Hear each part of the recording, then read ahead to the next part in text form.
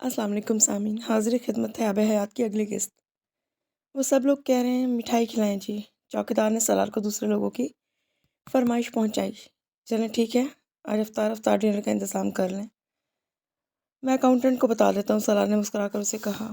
امام نے نوٹس کیا کہ وہاں کام کرنے والا ہر شخص نام کے ساتھ صاحب لگا کر مخاطب کر رہا ہے۔ وہ ان لوگوں کے ساتھ اس کا سنجیدہ رویہ لیکن قابل احترام بھی تھا۔ یہ تبدیلی عمر لے کر آئی تھی یا سوچ، اسے اندازہ نہیں ہوا۔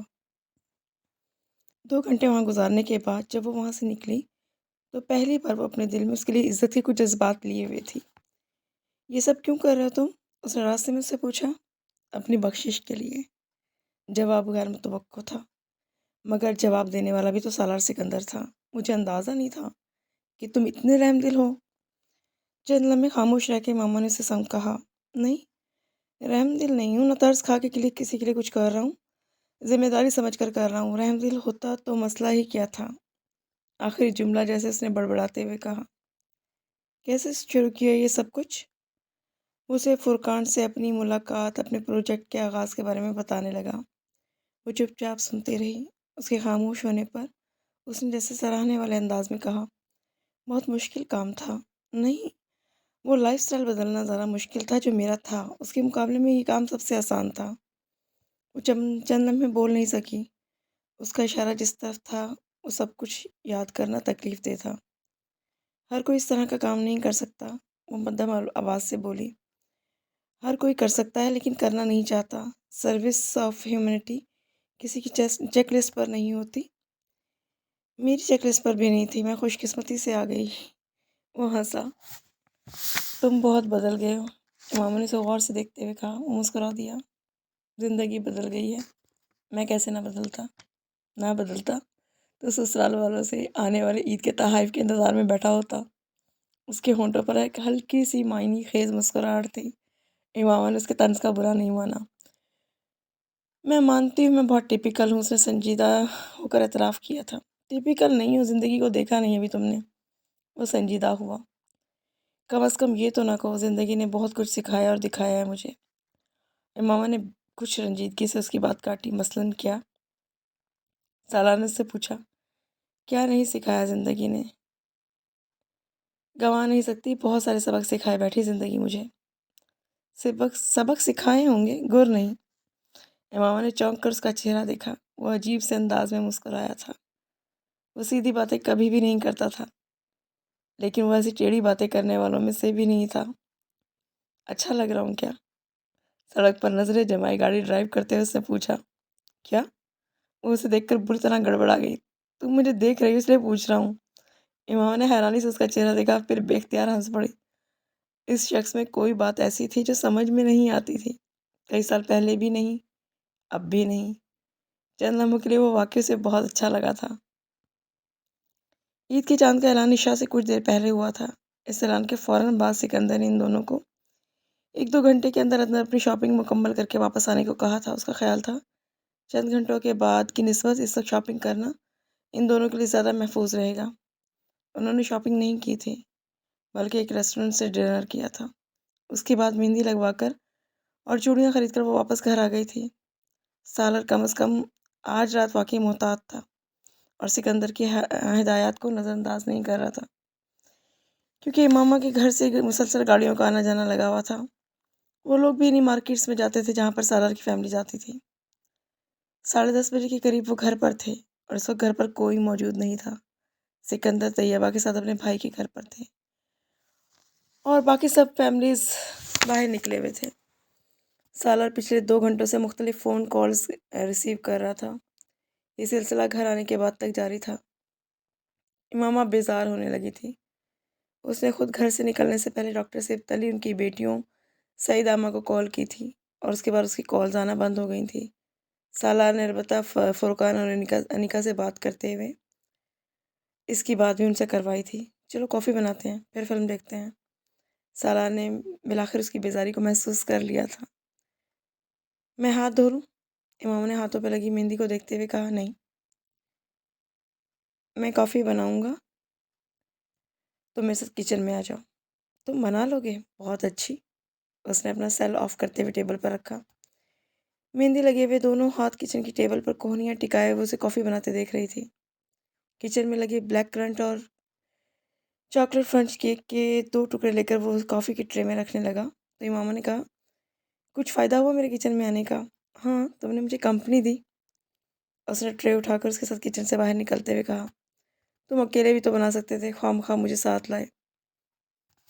تمہیں دیکھتے ہوئے زیادہ اچھی بنی ہے۔ اس کی بات پر اسے ہنسی آئی۔ یہ بڑی چیپ بات ہے۔ اوہ ریئلی؟ وہ تمہارے رومانٹک ناولز تو ان میں ہیرو کیسی باتیں کرتا تھا؟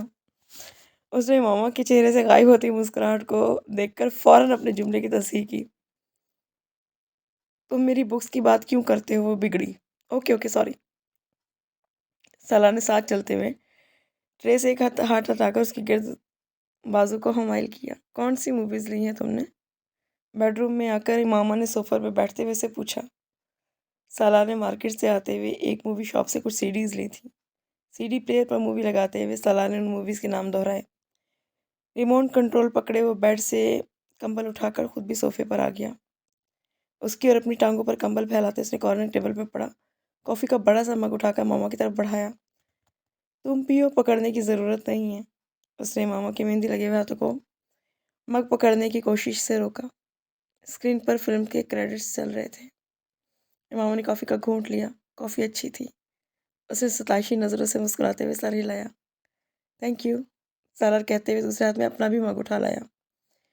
وہ اب اسکرین کی طرف متوجہ تھا جہاں چارلس تھیرزن نظر آ رہی تھی۔ ماما نے اس کا انہماک محسوس کیا تھا۔ وہ کچھ بے چین ہوئی۔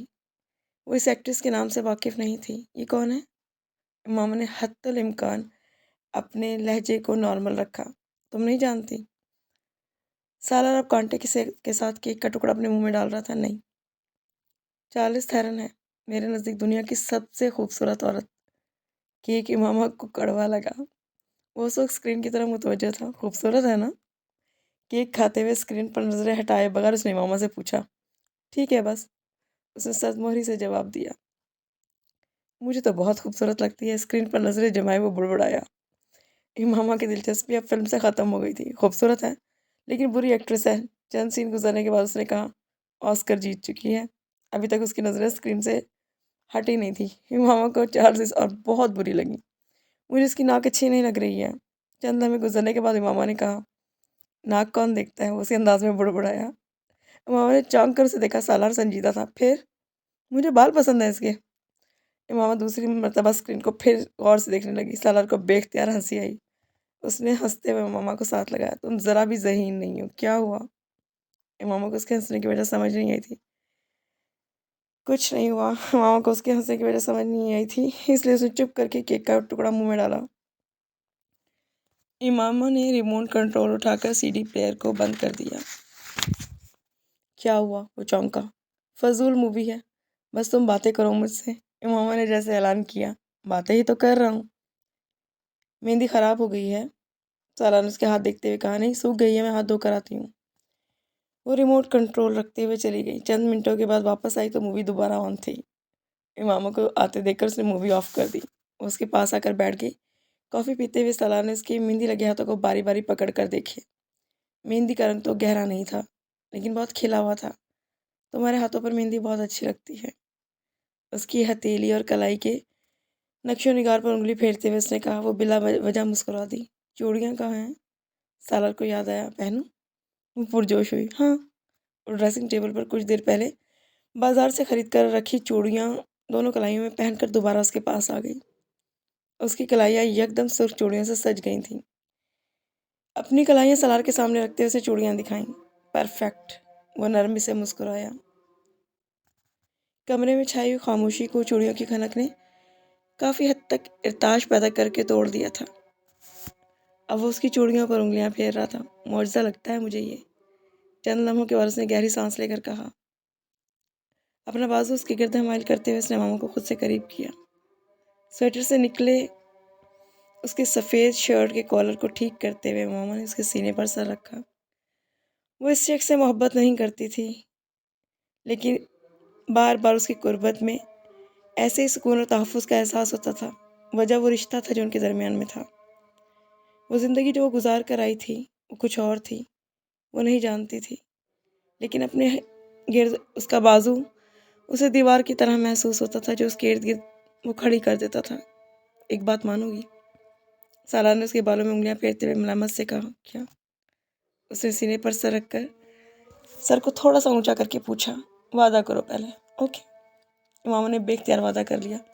فلم دیکھنے دو گی مجھے؟ وہ بے اختیار خفا ہو کر اس سے الگ ہوئی۔ میں دیکھنے کے لیے لے کر آیا ہوں امامہ، وہ سیدھا ہوتے ہوئے بولا۔ تم دوسری موویز بھی لے کر آئے ہو، ان میں سے کوئی دیکھ لو۔ اوکے ٹھیک ہے۔ امامہ حیران ہوئی، وہ اتنی جلدی کیسے مان گیا؟ سی ڈی پلیئر میں مووی تبدیل کر کے وہ دوبارہ صوفے پر آ کر بیٹھ گیا۔ اب خوش؟ اس نے امامہ سے پوچھا۔ وہ مطمئن انداز میں مسکرا کر دوبارہ اس کے قریب بیٹھ گئی۔ اس کے سینے پر سر ٹکایا اس نے فلم کے کریڈٹس کو چلتے دیکھا۔ وہ کریڈٹس پر غور کیے بغیر دیکھ رہی تھی۔ وہ اسے آہستہ آہستہ تھپک رہا تھا۔ امامہ کو نیند آنے لگی، اس کی آنکھ لگ جاتی اگر تیسرے سین پر اسے چارلس نظر نہ آ جاتی۔ کچھ کہے بغیر اسے سر اٹھا کر سالار کو دیکھا۔ I'm sorry، تینوں موویز اسی کی ہیں۔ اس کے شرمندہ سے مسکراہٹ اس کے چہرے پر آئی۔ دیکھنے دو یار، اس نے جیسے التجا کی تھی۔ امامہ نے چند لمحے سے دیکھنے کے بعد اسکرین کو دیکھا۔ تعریف نہیں کرو گے تم اس کی؟ آئی پرامس، سالار نے بے ساختہ کہا۔ وہ خوبصورت نہیں ہے، امامہ نے اسے یاد دلایا۔ بالکل بھی نہیں ہے، سالار نے سنجیدگی سے تائید کی۔ اور بری ایکٹریس ہے، بے حد۔ امامہ اس کی تائید سے تسلی ہوئی۔ اور تم اسے اس طرح اب کبھی نہیں دیکھو جیسے پہلے دیکھ رہے تھے۔ اس بار سالار ہنس پڑا۔ کس طرح دیکھتا ہوں میں اسے؟ تم اسے دیکھتے نہیں ہو، گھورتے ہو اسے۔ کون ایسا نہیں کرے گا؟ وہ اتنی سالار روانی سے کہتے کہتے رک گیا۔ کہہ دو نا خوبصورت ہے، امامہ نے اس کی بات مکمل کی۔ میں تمہارے لیے اس کو بہن نہیں بنا سکتا۔ تو صرف ایکٹریس ہی سمجھو اسے۔ ایکٹریس ہی تو سمجھ رہا ہوں یار، چھوڑو، میں نہیں دیکھتا۔ آدھی مووی تو ویسے ہی گزر چکی ہے۔ سالار اس بار کچھ خفا تھا۔ ریموٹ کنٹرول سے مووی آف کی۔ امامہ بے حد مطمئن انداز میں صوفے سے اٹھ کھڑی ہوئی۔ وہ اب صوفے سے چیزیں سمیٹ رہا تھا۔ کمبل لے آؤ گے تم؟ واش روم کی طرف جاتے امامہ سے پوچھا۔ جی لے آؤں گا میں۔ کوئی اور حکم ہو تو وہ بھی دے دیں۔ وہ کمبل اٹھاتے ہوئے خفگی سے بڑبڑایا۔ سکندر نے عید کے تحفے کے طور پہ اسے ایک بریسلٹ دیا تھا، اور سوائے سالار کے تقریباً سب نے ہی اسے کچھ نہ کچھ دیا تھا۔ امامہ کا خیال تھا وہ اس بار ضرور اسے زیور میں کوئی چیز تحفے میں دے گا۔ اسے بھی جیسے لاشعوری طور پہ انتظار تھا کہ اسے کچھ دے۔ اس نے اس بار بھی اسے کچھ رقم دی تھی۔ وہ کچھ مایوس ہوئی، لیکن اس نے سالار سے شکایت نہیں کی۔ اسے عجیب لگ رہا تھا کہ وہ خود سے کوئی تحفہ مانگے، اور اسے حیرانی تھی کہ سالار کو خود اس کا خیال کیوں نہیں آیا۔ عید کی رات شہر کے نواح میں واقع سکندر عثمان کے فارم ہاؤس میں ایک فیملی ڈنر تھا۔ وہاں سالار کی بیوی کی حیثیت سے وہ پہلی بار متعارف ہوئی تھی۔ وہ طیبہ کے تیار کرائے ہوئے سرخ لباس میں واقعی ایک نئی نویلی دلہن لگ رہی تھی۔ 150 کے قریب وہ سب افراد سالار کی ایکسٹینڈڈ فیملی میں تھے۔ امامہ کو اب احساس ہوا تھا کہ سالار کا اسے اسلام آباد لانے اور شناخت کو نہ چھپانے کا فیصلہ ٹھیک تھا۔ وہ اسے عزت اور احترام دینا چاہتا تھا جس کی اسے اشد ضرورت تھی، جو اسے وہاں ملی تھی۔ اوپن ایئر میں باربیکیو ڈنر کے دوران اپنی پلیٹ لے کر وہ کچھ دور فارم ہاؤس کے برآمدے میں لکڑی کی سیڑھیوں میں بیٹھ گئی تھی۔ ایک ہٹ کی طرح بنا ہوا فارم ہاؤس کا وہ حصہ تھا اس وقت نسبتاً خاموش تھا۔ باقی افراد ٹولیوں کی شکل میں کھلے سبزے میں ڈنر کرتے ہوئے مختلف سرگرمیوں میں مصروف تھے۔ تم یہاں آ کر کیوں بیٹھ گئی ہو؟ امامہ کے قریب آتے اس نے دور سے کہا۔ ایسے ہی شال لینے آئی تھی، پھر یہیں بیٹھ گئی۔ وہ مسکرائی۔ اس کے قریب بیٹھتے ہوئے سالار نے سافٹ ڈرنک کو اپنی ٹانگوں کے پاس نچلی سیڑھی پر رکھا۔ امامہ لکڑی کے ستون سے ٹیک لگائے، ایک گھٹنے پہ کھانے کی پلیٹ ٹکائے کھانا کھاتے ہوئے دور لان میں کنوپی کے نیچے سٹیج پر بیٹھے گلوکار کو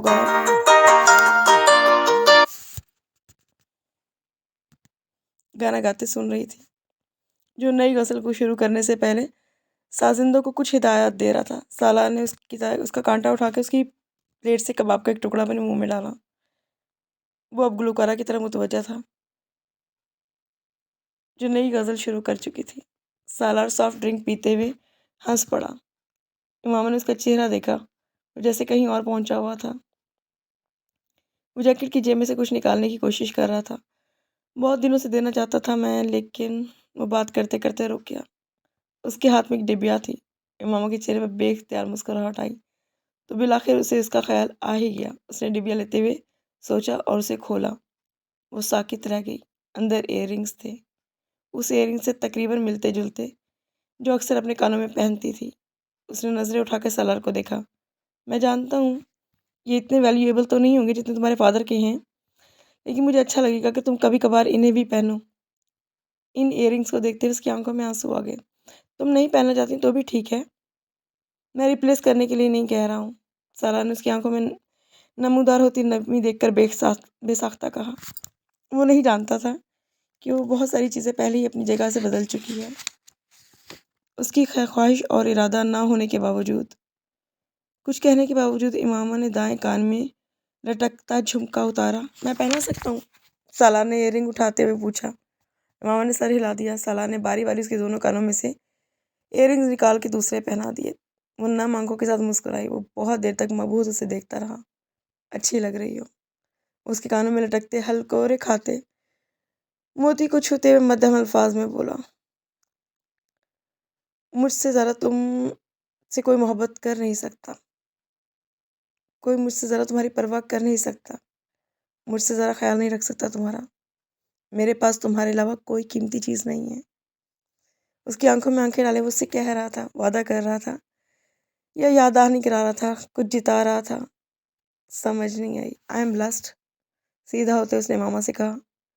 رومانس ہو رہا ہے، اپنے پیچھے سے کامران کی آواز آتے سن کر وہ ٹھٹک گئے۔ وہ شاید شارٹ کٹ کی وجہ سے برآمدے کے دروازے سے اس طرف نکلا تھا۔ کوشش کر رہے ہیں، سالار نے پلٹے بغیر کہا۔ گڈ لک، وہ کہتا وہ پاس سے سیڑھیاں اترتا انہیں دیکھے بغیر چلا گیا۔ امامہ کی رکی ہوئی سانسیں باہر ہوئیں۔ وہ جھیپ سے گئی۔ سالار اور اس کی فیملی کم از کم ان معاملات میں بے حد آزاد خیال تھے۔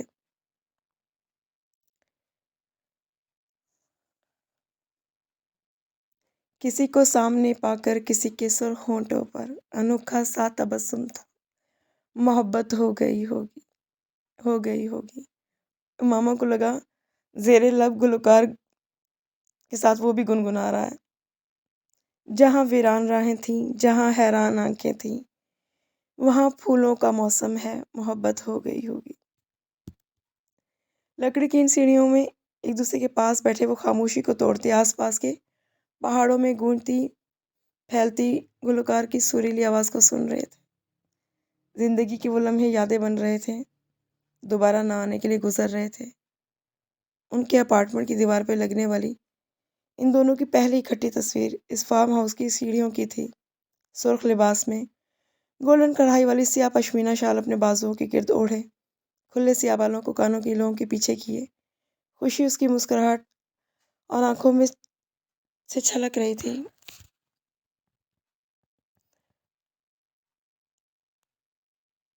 سفید شرٹ اور سیاہ جیکٹ میں اسے اپنے ساتھ لگائے سالار کی آنکھوں میں چمک جیسے اس فوٹوگراف میں موجود ہر شے کو مات دے رہی تھی۔ کوئی بھی کیمرے کے لیے بنائے اس پوز میں نظر آنے والے کپل کو دیکھ کر چند لمحوں کے لیے ضرور ٹھٹکتا۔ سکندر نے اس فوٹوگراف کو فریم کروا کر انہیں ہی نہیں بھیجا تھا، بلکہ انہوں نے اپنے گھر کی فیملی وال پر فوٹوز میں بھی اس تصویر کا اضافہ کر دیا تھا۔ لاہور واپسی پر عید ڈنر کا ایک لمبا سلسلہ تھا جو شروع ہو گیا تھا۔ وہ امامہ کو اپنے سوشل اور بزنس سرکل میں متعارف کروا رہا تھا۔